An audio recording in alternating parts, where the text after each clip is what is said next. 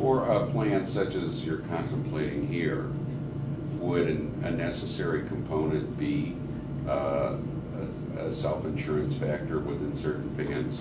No, we can set it up however you want. We can do more of a fully insured type of arrangement, but I will tell you, the more and more people you get into this, the more and more the self-insured platform is going to look attractive to you. And I just speak to that from experience in setting these up. But fully insured seems like, okay, this is the route I want to go. It's safer. I'm still getting a little bit of a decrease potentially off my costs. This is the route I want to go. But once you get more and more size, employers do have a tendency to go that self-insured route. A couple questions.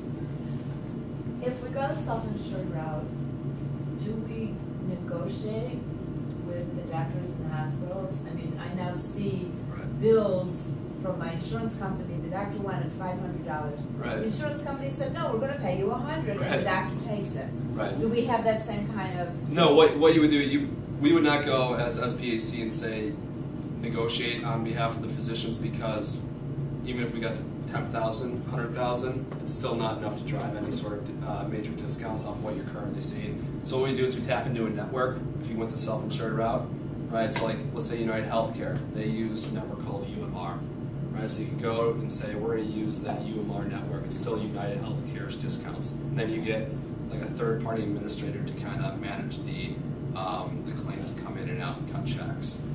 Okay, yeah. What about networks? One of the groups that I presume we're interested in attracting at the SBAC is healthcare providers. Okay. You know, from the chiropractor's office, the dentist's office, and everything else. So it's especially in terms of wellness care, is there some flexibility that we can kind of facilitate, encourage the use of in-house providers to both make it attractive to the members and also... That's a great idea. You know, we don't have anything in place like that right now because we don't have any providers that do that, but or we don't have any cooperative members that are providers of healthcare. But it's certainly an approach you can tap into. Especially in setting up the wellness part of it. You can offer it up. You just can't mandate it. It's like anti-steering statutes on the car side. Mm-hmm. You can't mandate that your group use those people. But I think there could be incentives, or I presume part of this history is also over time is wellness data. So if you show that people who are engaged in, all the wellness providers have better results. It's a great point. What I'll give you a little anecdotal kind of comparison here. With that EBC that we set up, we commissioned a company by the name of Wellness Inc. Right? What Wellness Inc. did was they come into the group and they would do blood draws for all the employees that wanted it. They would kind of do a screen as far as saying, here's where your cholesterol levels are,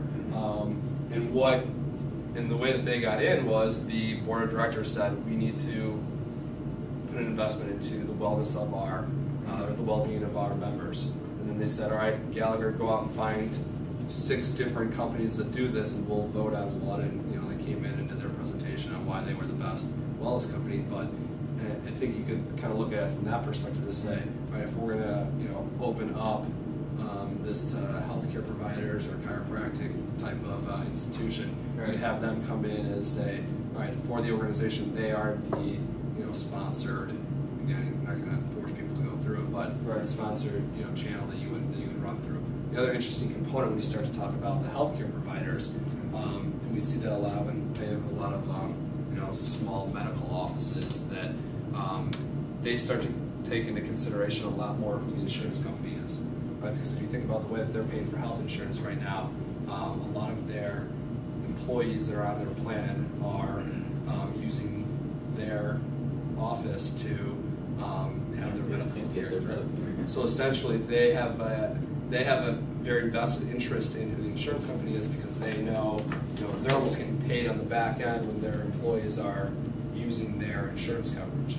So it's an interesting dynamic we can kind of look at when we're talking to any sort of healthcare practitioners that would be involved in this, but I think that would be something that they're going to have some sort of interest in as well. Right. And can it go to the next level to like we have, isn't the Equinox a part of is a friend of the SBAC, Yeah. for example.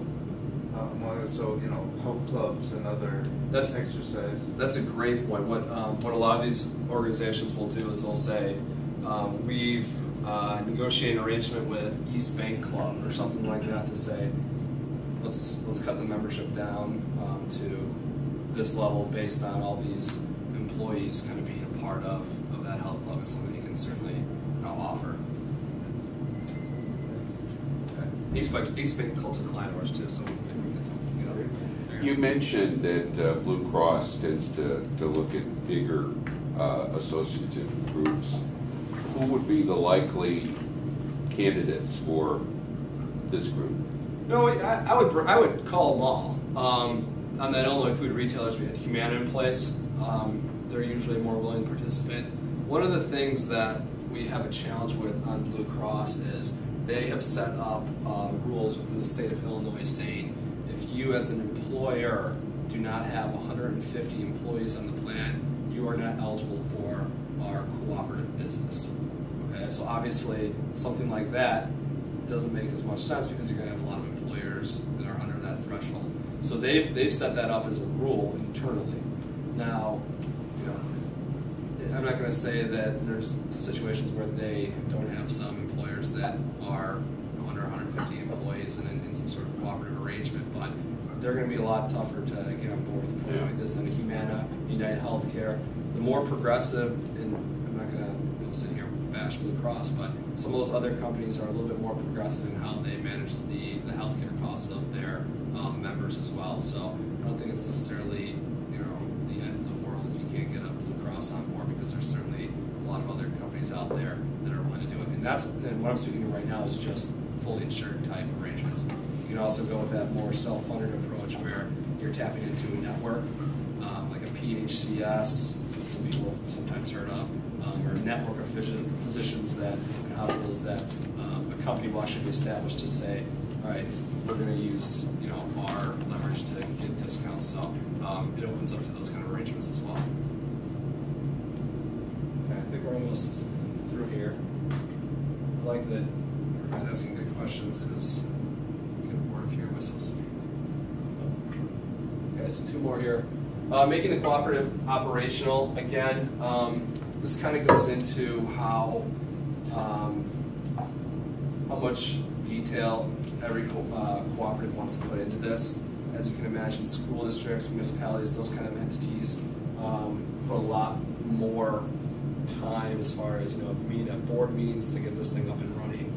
Some of our commercial groups or for-profit entities are a little bit more fluid and fast at getting something like this put together.